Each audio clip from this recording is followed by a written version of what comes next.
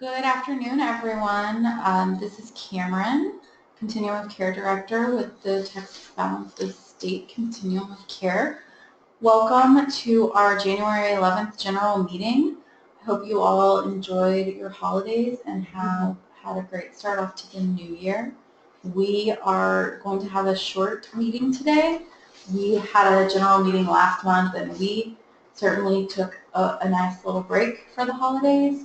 And we are also traveling this afternoon to one of our communities in North Texas. So we are going to have a short meeting today. Can you pull up the map, Craig?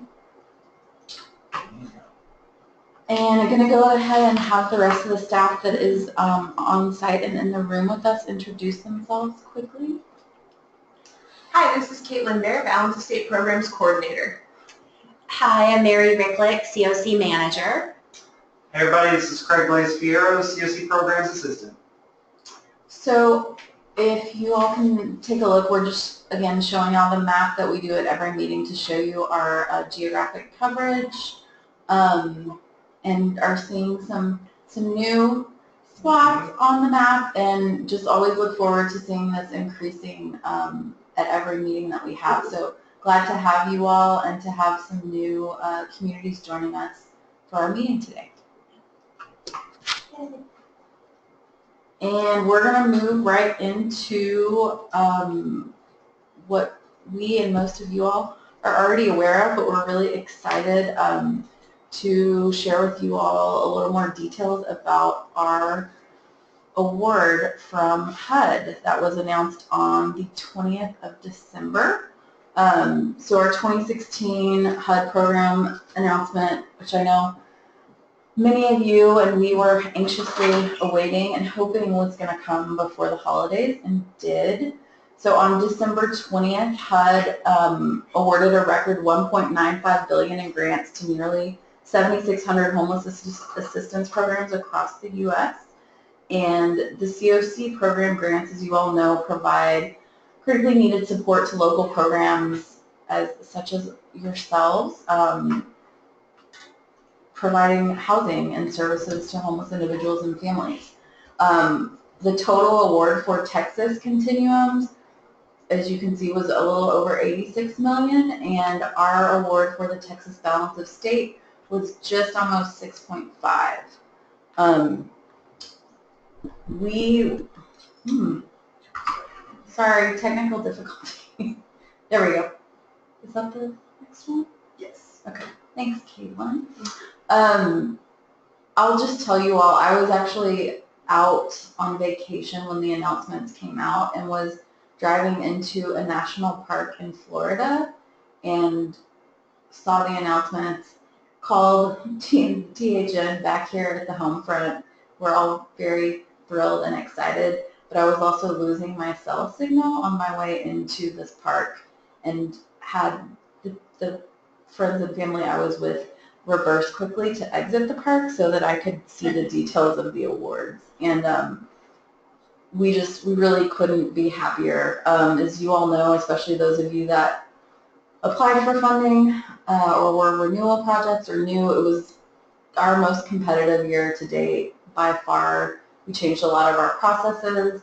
We asked a lot more of you all this past year, and it definitely paid off. And like I said, we really couldn't be happier. So this chart, if you're looking at, shows you the fiscal year 2015 award amounts and then the 2016.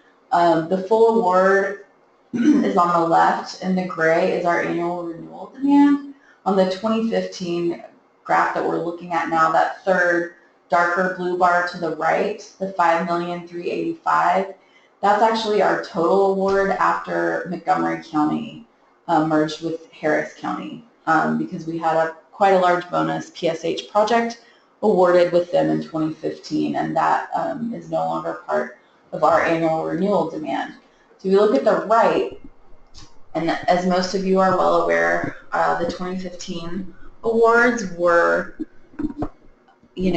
not a good year for us. We lost several projects, and we use the word devastating when we talk about it, and we are just thrilled that all of your hard work and changes we've made in the CoC paid off this competition. So in 2016, you'll see our total was almost 6.5 million in programs, and our ARD was almost 4.5 million. So we got a little over $2 million over our ARD, and we'll go through a little more detail on what that means and the programs that were funded in this year's competition.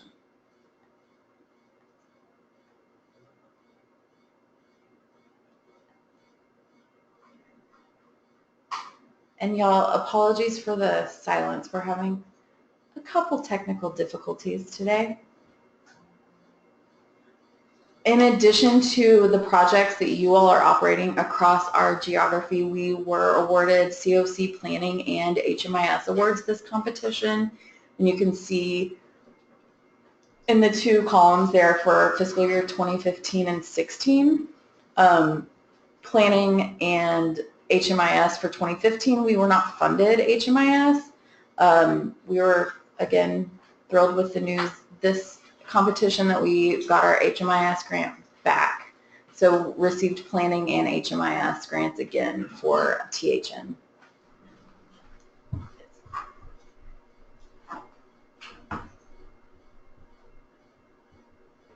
So for our housing projects that were awarded in this competition, you'll see the 10 renewal projects in blue.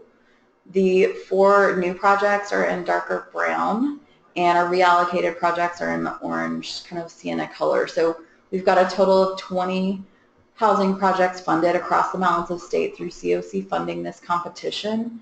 And those 4 new projects we're thrilled about. We're thrilled about them all.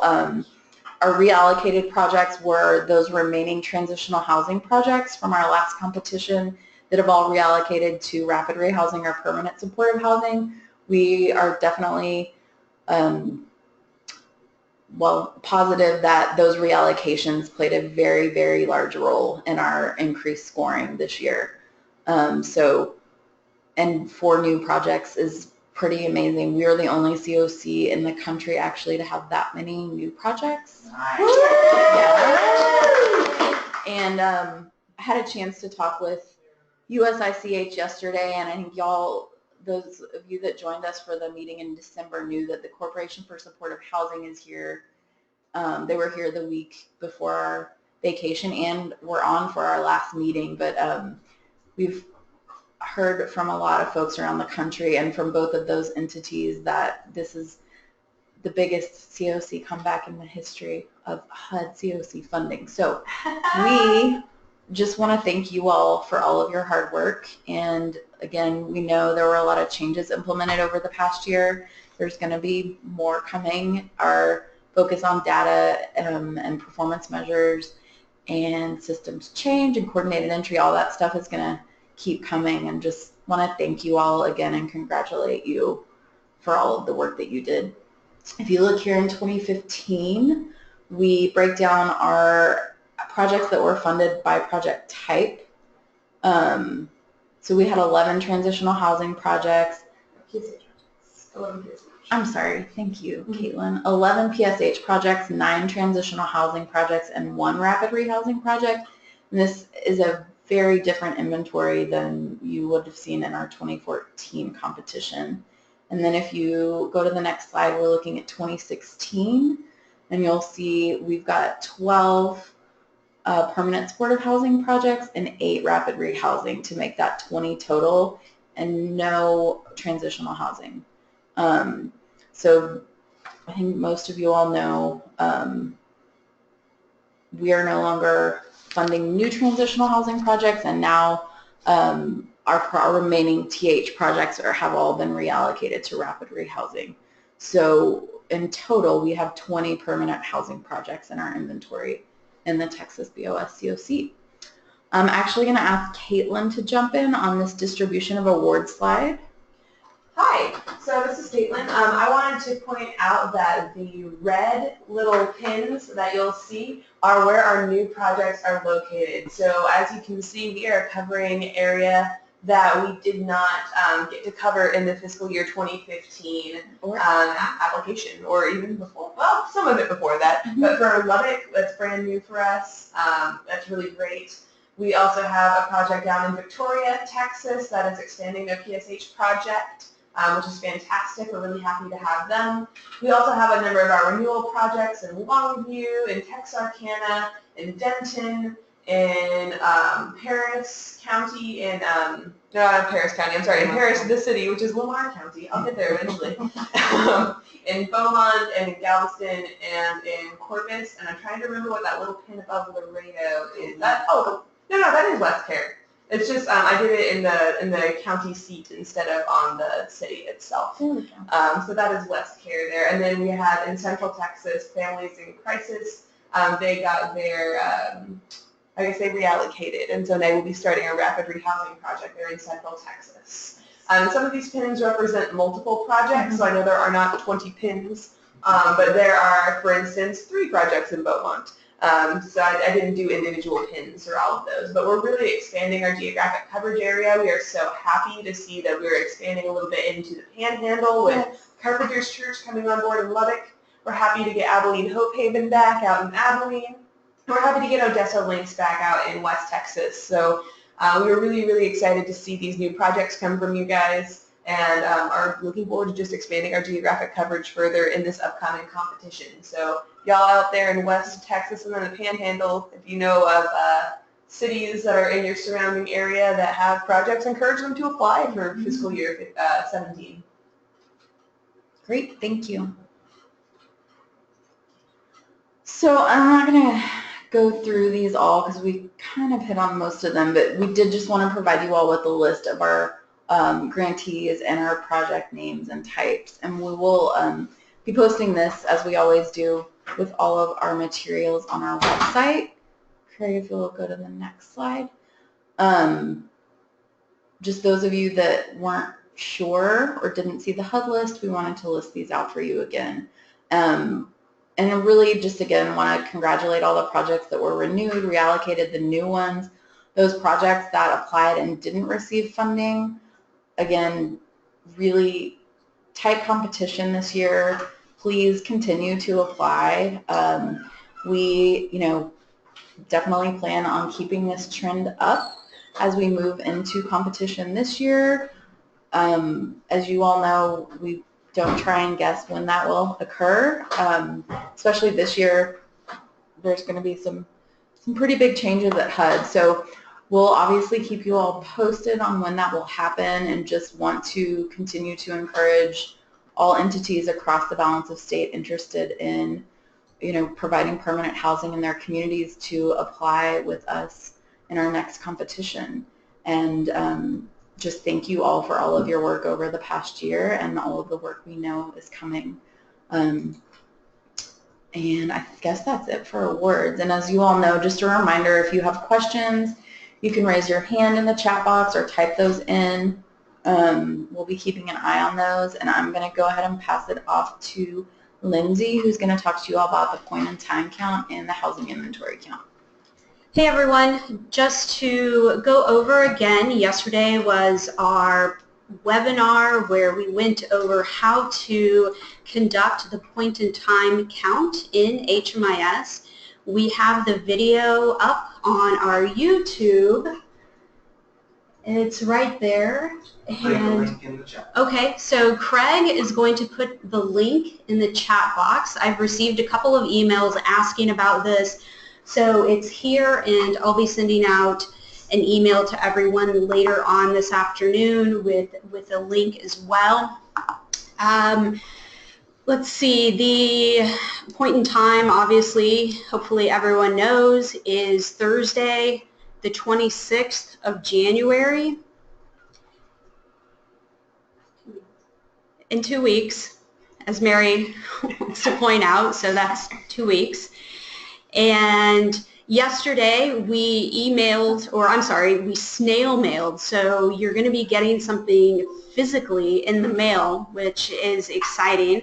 We mailed a handful of paper surveys for those of you who need them. Now, you might have to make additional copies, but we wanted to just get you started. We also snail mailed everyone a housing inventory worksheet.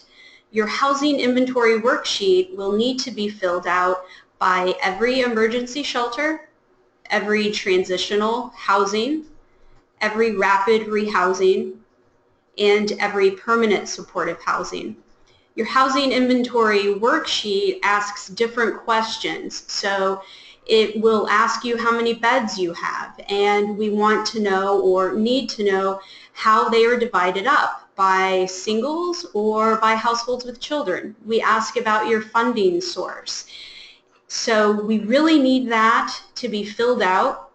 We need it to be mailed back to us as soon as possible. And by as soon as possible, hopefully you can mail it back to us on the 27th or the 28th. If we don't receive this, then in our office, we have to get a team of 6 or 7 employees to sit down and call every agency in the balance of state to get these numbers. So it would really help everyone if your agency could mail us back the housing inventory worksheet. We are all set to go for the point in time, as well as the housing inventory, which I just talked about. I know it's a little confusing. We need both of them to reflect what happened in your shelter on the same day, but if you have any questions, and you all have been really great about calling and emailing, please continue to call, please continue to email, and it's been exciting. So that's it for me. Hey Lindsay, I have a question. Caitlin has a question. What if my emergency shelter, transitional housing, rapid rehousing, or permanent supportive housing isn't funded by the feds? What if I don't get HUD money to run? Do I still need to fill it out? Yes. So if your housing falls within the geographical region of the balance of state, your housing inventory needs to be filled out. Can they send the housing inventory sheet the same time they send the PIT survey? We would prefer the housing inventory to be sent as soon as possible, because we really don't need your point in time physical surveys until they're all entered into SurveyMonkey, because clearly you need them in order to do the data entry. So the housing inventory is the easiest thing that you will probably do all year. It should only take you 10 minutes maybe, and just throw that back in the mail to us. You're going to receive that in an envelope that already has your address on there as well as our address. So we just need you to throw some postage on it. Can the HIC be emailed to you? Yeah. So Tammy, yes, you can email that.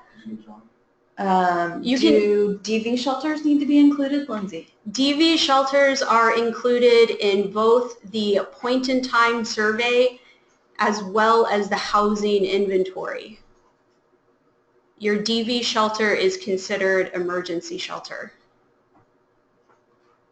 Also, and Danny Shaw asked, volunteered to help us get those back from Denton, and I see Craig suggested you email Lindsay. Danny, we would appreciate that help. Those of you in LHC leadership roles, we would love your help in messaging and reminders about the HIC and PIT. Yes, every point-in-time coordinator is actually really in charge of making sure that all of the point-in-time surveys are entered into SurveyMonkey and sent to us. So if you're a point-in-time coordinator for your LHC or your community, the agencies within your community or the agencies within your LHC, yesterday they were mailed, like I said, the point-in-time surveys as well as a housing inventory, but I also put in there a big piece of paper with your contact information. We have more questions. So again, can you just clarify who's required to fill out the HIC? Every housing project in the geographical region of the balance of state needs to fill out a housing inventory. If you have emergency shelter, transitional housing, rapid rehousing, and permanent supportive housing, we need housing inventory. Yeah, so this is Mary. The idea is that this is truly an inventory, like you would consider a general inventory, of what housing is available in our CoC. Regardless of the source of funding, we want to know and have to report how much housing of those types. And we're not just asking these questions of you because we want to take up more of your time. It's really to gauge what our crisis response system looks like here.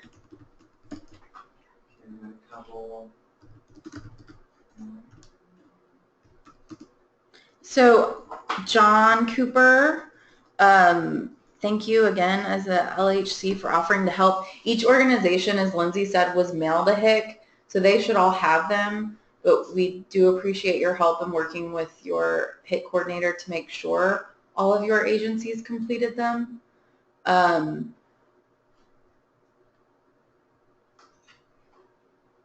Lindsay, I'm just going to let you read these. They're coming in fast. Which I'm glad. I love Which when we one? get questions. Yeah.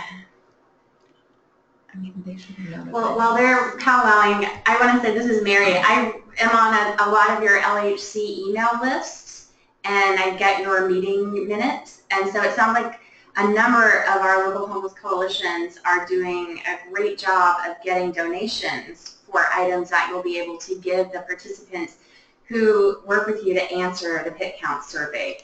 I've seen lots of counts of giveaway bags and shampoo and toothpaste and socks. And so I'm glad that a lot of you are being able to take advantage of this opportunity to recruit volunteers and to increase awareness about homelessness in your community and have some fun doing it. Okay, so there is a question that has come in that says, what will happen if ESG recipients choose not to use HMIS for point in time? You have to. Your ESG recipients are required to use HMIS. So that's how we're pulling your point in time numbers. The shelter count anyway, right? Yes. If you're emergency shelter or you're transitional and you use HMIS, that's how we are getting your point in time numbers. There's really no way else around that. We have another question in, how many surveys? Like I said, only a handful of surveys were mailed. We can't really foot the bill for printing out surveys for the entire CoC. So we sent you a handful of surveys, and every housing location in the Balanced of State CoC who doesn't use HMIS, they were sent surveys. We have our agency has physical units and scattered site units that we subsidize. Do I count the scattered sites as well? For housing inventory, if it is a permanent supportive housing or if it's rapid rehousing, everything needs to be counted. Now, Section 8, stuff like that, not counted.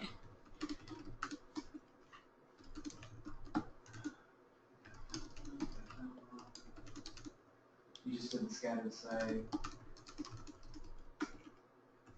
I think that was it. Are we good? Yes.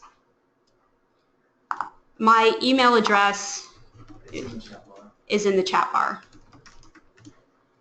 And will also be in the minutes for those of you that like to peruse that once the meeting is over.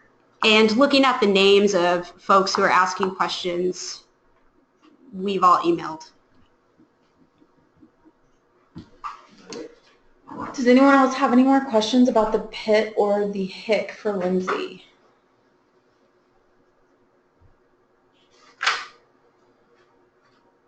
All right.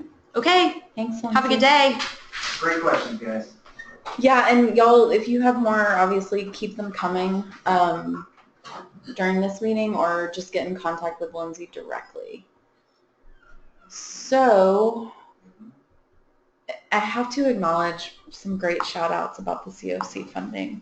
Like John Cooper's We're Back Baby. Thank you. A whoop whoop from Chad Wheeler and a yay Victoria, Texas. So We couldn't be happier. Again, we're kind of on cloud nine about that. And we also just received word last week that all of our shells for the AHAR were accepted and will be included in the report. We talked a little bit about that last meeting, the annual homelessness assessment report that goes to Congress, and we'll talk more about it next meeting in some additional detail.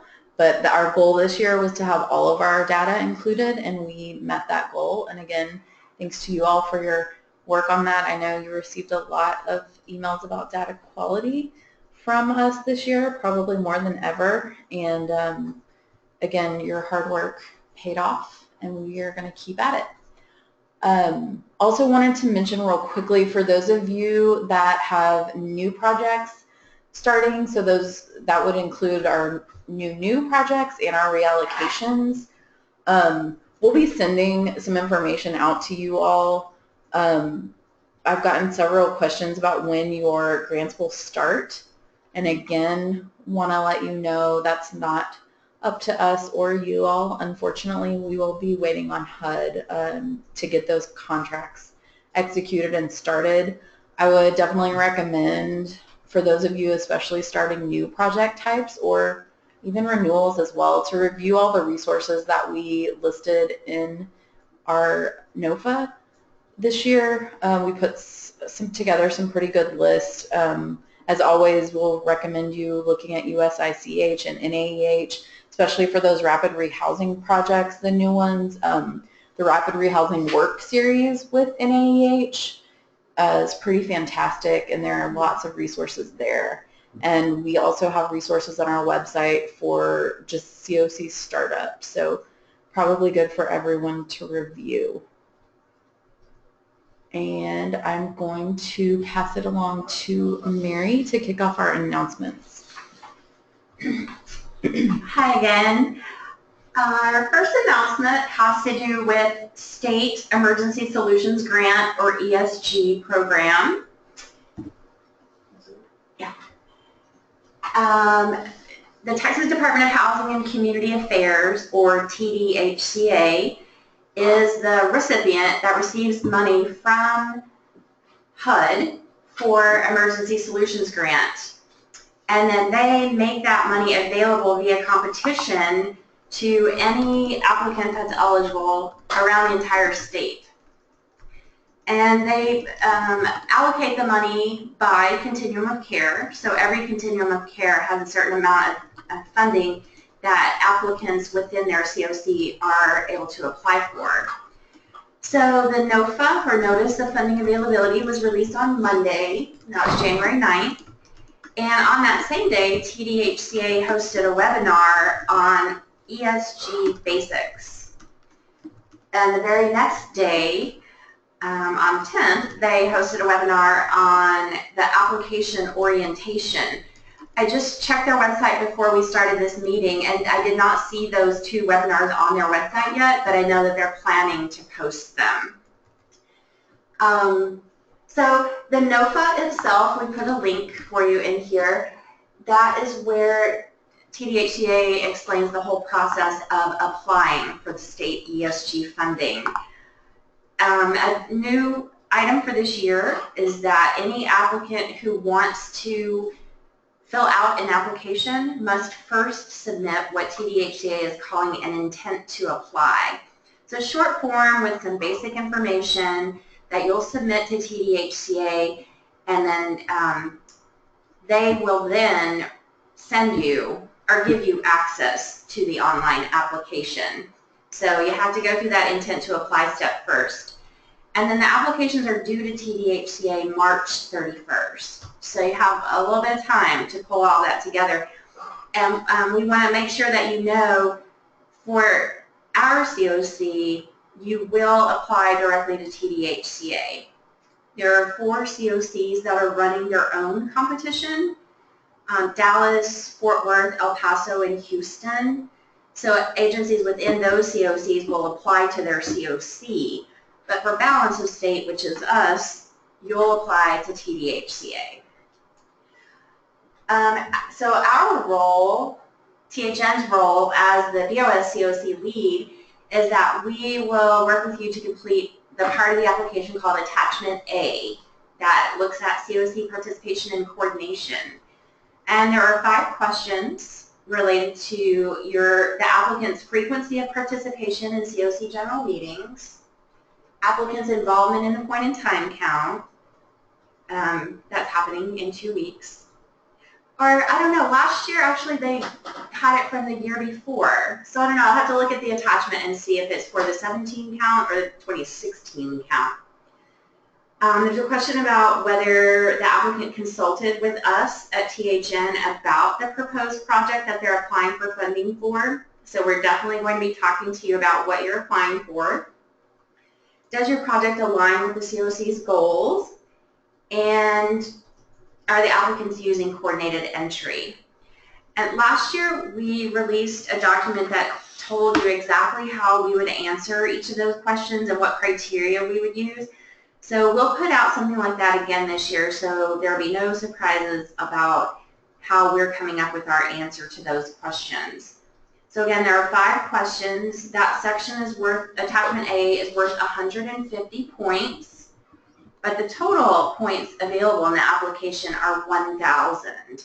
So it's a small percentage, but an important one. And we're thankful that TDHCA is looking at how applicants are participating in the CoC, because that's really important for us. And so we'll be sending more details about that. Some changes to their application process this year. One that's specific to balance of state applicants is that if you're a single applicant, there's a lower minimum amount that you can request. Last year it had been $150,000. This year the minimum is $100,000. So if you're a single applicant, meaning you don't have any partner agencies applying with you, you can request $100,000 as a minimum, and the maximum is $150,000. Last year, you had to request $150,000 as the minimum.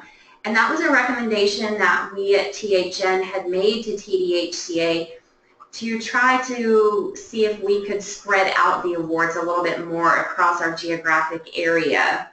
So potentially awards that are a lower dollar amount would allow more awards to be made.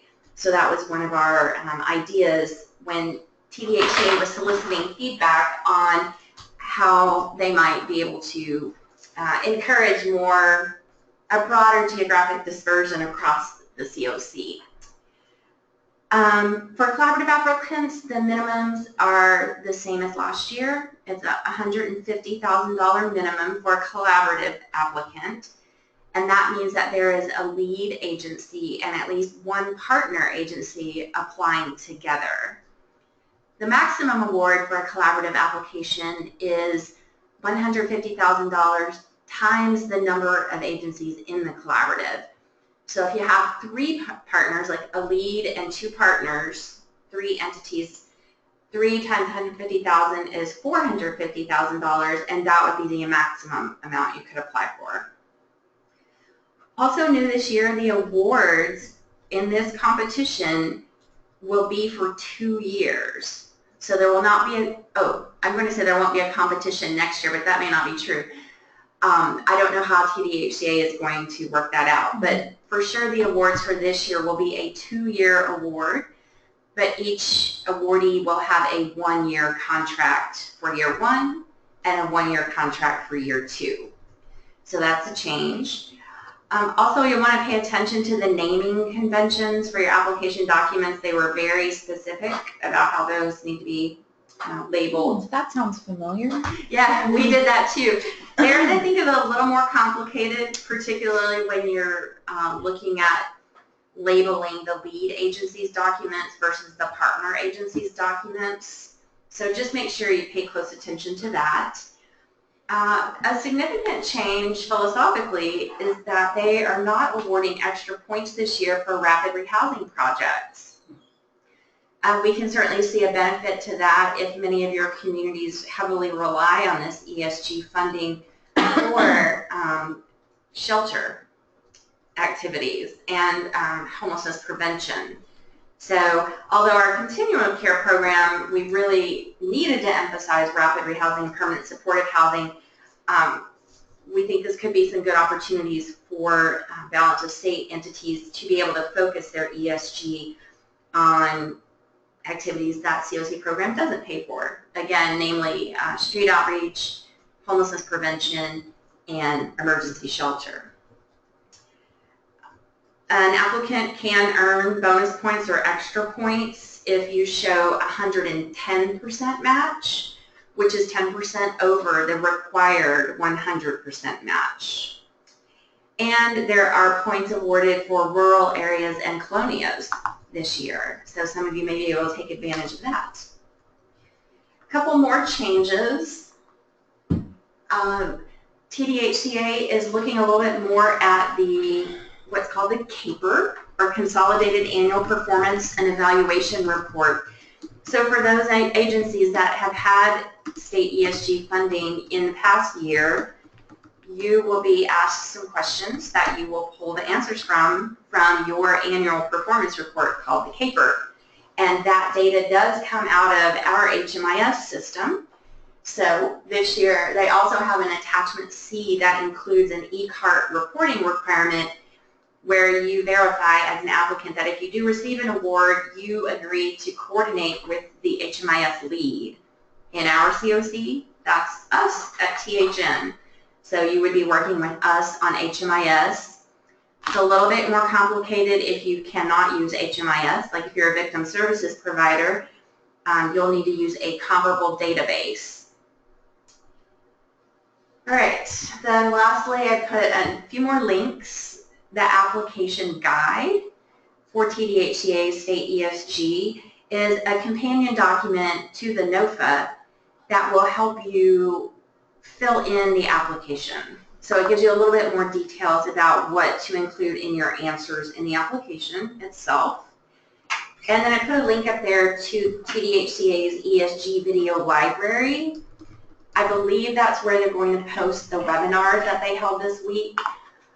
But you might, if not, you'll have to find them somewhere on their site, perhaps on the NOFA page. But also their video library has a number of great training videos and webinars that they've produced over the past couple of years. So if you want to know more about ESG, that's a great place to look. Mary, I did have a question that I did not know the answer to.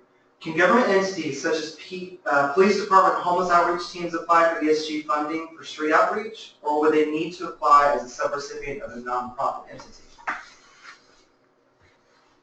Well, let me look in the NOFA at eligible applicants. That is a very good question. I think government entities can. While Mary's checking on that, I wanted to comment on something. We were pleased to see that they're not placing an emphasis just on rapid rehousing for ESG, because as she said, we definitely realize this is the only source of shelter funding for some of our communities, but we would love to see more rapid rehousing applications this year. Just saying. Just saying. All right, so the eligible applicant organizations, yes, units of general purpose local government are eligible. It says eligible units of general purpose local governments include cities, counties, and include metropolitan cities and urban counties that receive ESG funds directly from HUD, and a consolidation of units of general purpose local governments like a council of governments or COG. Other instrumentalities of a city or a county, like a local mental health authority, may be eligible and may seek guidance from TDHCA before submitting an application. Public housing authorities or other instrumentalities are not eligible due to the definition in the HARF Act and cannot apply directly for ESG funds. However, PHAs may be eligible to serve as a partner in a collaborative application, but may not serve as the lead entity. So yes, cities and counties may apply. So the city would have to apply for that one, not the PD itself, correct, though, right? they can apply. Okay. Mm-hmm. I just give you like a for-profit entity. So a police outreach team could definitely apply for ESG, street outreach. Yeah, street outreach, that's a good one. And just a heads up, based on the questions that are coming in right now, it looks like our ESG geography may really be expanding in this competition as well, which is great. Thank you, Mary. Oh, and still Mary. Okay. Oh, sorry. Well, wait, let me say one more thing about state ESG. This is Mary. I will be your point person for those attachment A's and the consultations, but you're also welcome to ask me, call me or email me with any questions you have about ESG. We won't help you with the application per se, but if you have some questions that you think I might be able to at least point you in the right direction, you're welcome to call or email. My email is Mary, M-A-R-Y, @thn.org. And it looks like Craig is already working on putting that in the chat box because he is a professional. Okay. All right, great. So this is Caitlin, and I'm going to talk to you all today about the National Alliance to End Homelessness Family and Youth Conference, which is on February 22nd, 23rd, and 24th in Houston, Texas. This is a really great opportunity to get to have contact with the folks at NAEH, or the National Alliance to End Homelessness. They are really the thought leaders and the best practice leaders and resource providers. They are a group that's based out of DC, and they are a group that at least I really look up to, as I know many of us THN staff here look up to and rely on to get resources to share with you all. They also do a bunch of webinars, and they're sort of widely considered to be the disseminators of best practices, in addition to a few other organizations, but they're one of the big ones. So it would be really great if you guys would like to attend it. It is in Texas this year, so it would not be that far of a drive. I know last year it was in San Antonio, so this is a great opportunity to go if normally you can't, because travel costs will be much reduced if you can. There's a lot of really great topics that are going to be covered this year. They cover data, leadership, best practices, creating community collaborations and partnerships. And those are just a couple of the things that they're going to be covering over the 3 days. Both Mary Ricklick and Cameron Fowler will be in attendance, so if you want to say hi to them, snag a little FaceTime, then that would be a great opportunity for you to do that. I will say that the registration is currently $5.25 per person. However, you can volunteer and you can go for free. I mean, your travel costs would not be covered, but your registration would be covered. And I just emailed the volunteer coordinator today, and there are still some volunteer slots left. So if you are able to get yourself to Houston, but are not able to pay for a conference registration, please reach out to David Dirks. And his email address is D, as in David, and then another D after that, so DDIRKS@NAEH.org. And you may be able to snag a volunteer slot to be able to cover your registration. It's really great to attend this conference as well, because family and youth homelessness is one of the Federal Strategic Plan Opening Doors priority populations, and it will be a population that you'll see us here at the Texas Balance of State focusing on more as time goes on. So that is my spiel. I hope that some of you consider going.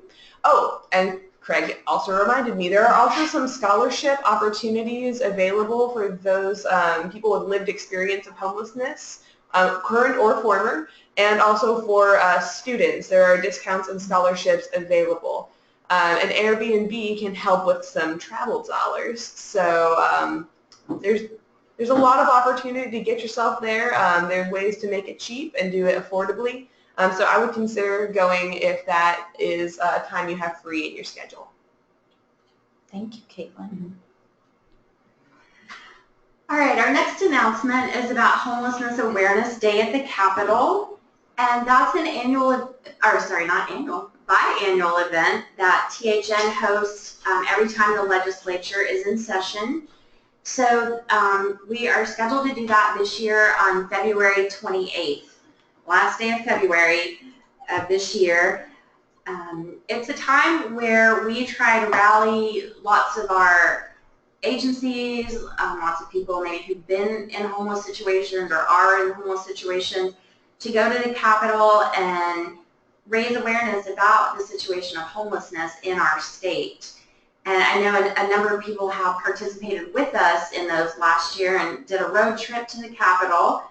I checked with Jennifer Paulson, who's spearheading that for our team, and she told me that our list of policy priorities will be coming out sometime before that, so that you know the kinds of policies that we're looking at as Texas Homeless Network for statewide advocacy and education.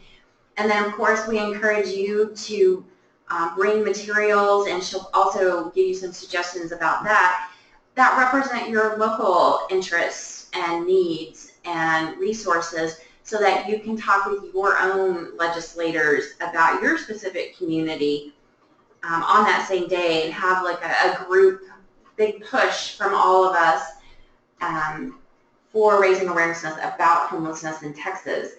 Jennifer said she will do a webinar to help us all prepare for that, and she just gave me the date a few minutes ago, so it's not on your agenda, but it will be Wednesday, February 22nd at 11:30. So preparation webinar, Wednesday, February 22nd at 11:30. Homelessness Awareness Day is February 28th, which I'm going to say then is a Tuesday. Yes, Tuesday, February 28th. She does not yet know if it will be scheduled for the morning or the afternoon, because there are some other activities going on that day that we're trying to coordinate around. But we will be sending information over the THN e-news and probably over our BOS CoC e-news as well. So we just want to make sure you have save the date on the calendar for February 28th. Great, thanks, Mary. The last thing on our announcements and our agenda today, Craig, if you can pull up, it's a new training series that the Corporation for Supportive Housing has just released. It's an onboarding curriculum for permanent housing programs. I emailed you the link. So this is a training series that we've been waiting on, hoping for a while. It's something that we were actually looking into creating here at THN.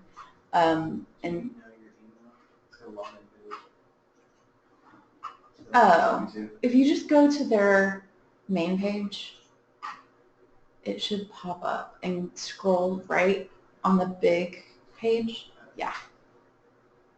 I feel like maybe they changed it. Let me check. Give us 1 second, y'all.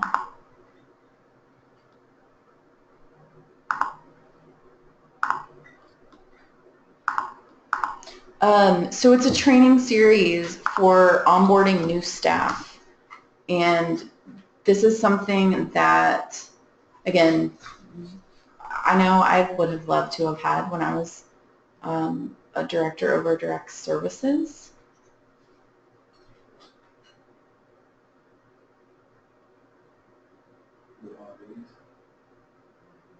Now we just have to find it. Maybe search for onboarding. That's an uncommon word. Probably one word. Probably.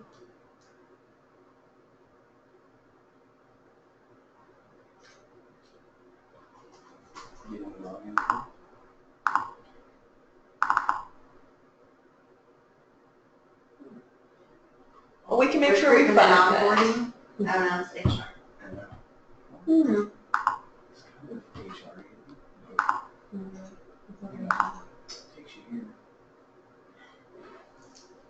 It's right here. Is that not the link I sent you? I just cracked it open and did that. Okay. Well, I've got it up. I'm going to try and send it to Craig one more time, y'all. And I'll just tell y'all a little bit more about it now that I've got it pulled up. Sorry about that. Well, you got it on your screen? I can give you the screen. I do. Yeah, give her the screen.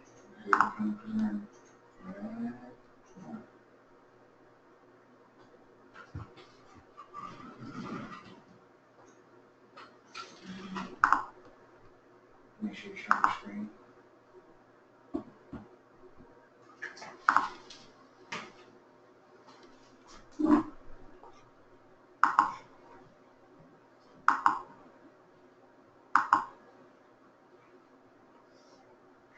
Slowly but surely, folks. One day. It does say people can see your screen. Click to stop sharing, so it should be. That's what you're saying. Let me click it again.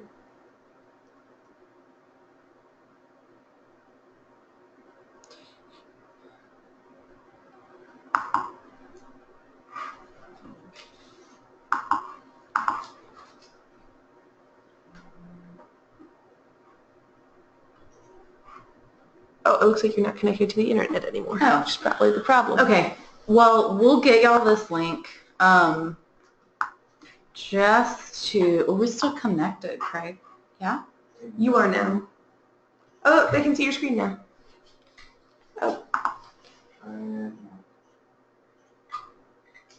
Guys, we live in Austin, Texas, but I swear we have as many internet problems as some of you who live in our rural areas. So when you tell us you're having internet troubles and we tell you we know what you mean, we really do know what you mean. We really know what you mean. Okay, see, here we go. The supportive housing onboarding curriculum from CSH. So I think it's a total of, a little over 3 hours, and it goes through supportive housing 101, housing first and harm reduction, property management and supportive services coordination, housing managers and working with landlords, delivering services to targeted populations in supportive housing, issues in the first year and working with tenants, does an overview of coordinated assessment, and then has a supervisor discussion guide. I can say that the majority, well, almost all of the materials CSH produces, but is specifically their online training courses I've been really impressed with.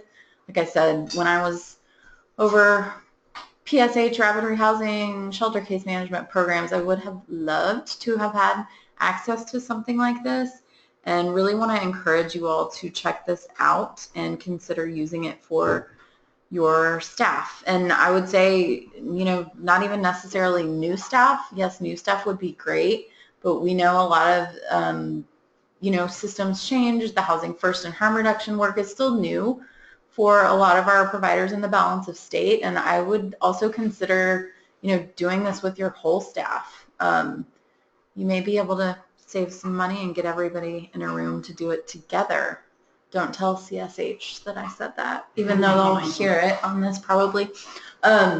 So we wanted to be sure and share that resource with you all. And again, we'll have the link and send that out. Post that on the website when we put our materials up.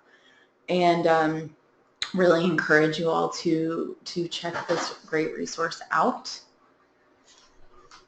And I guess if anyone else has any questions or comments before we wrap up today. Just put that link in the chat box for Chad. Great. So waiting on verification to see if that actually worked.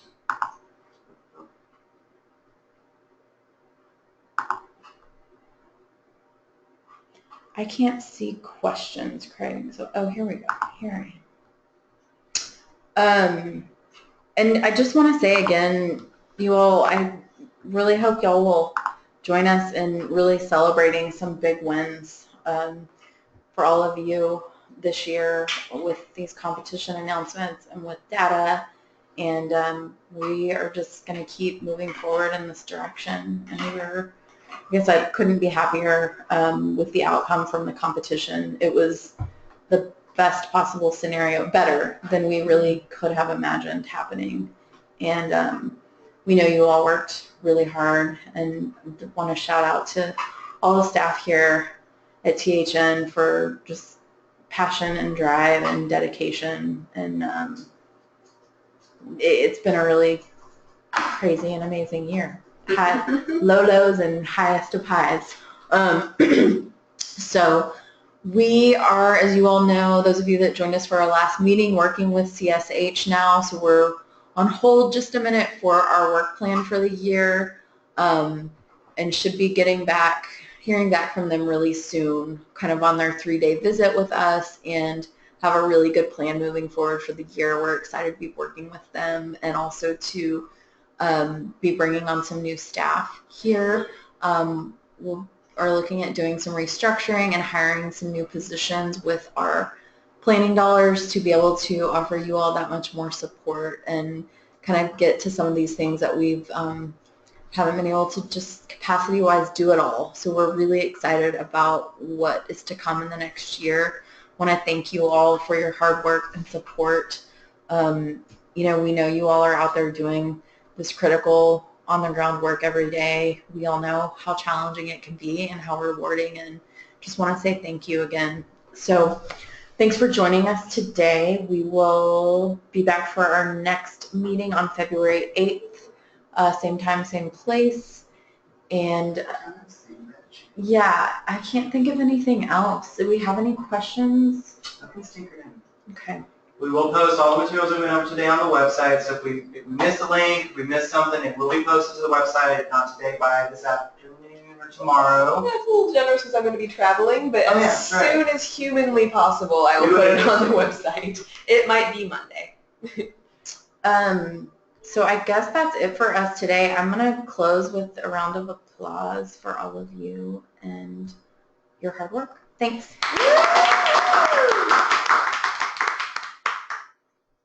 Bye, everyone. Bye, y'all.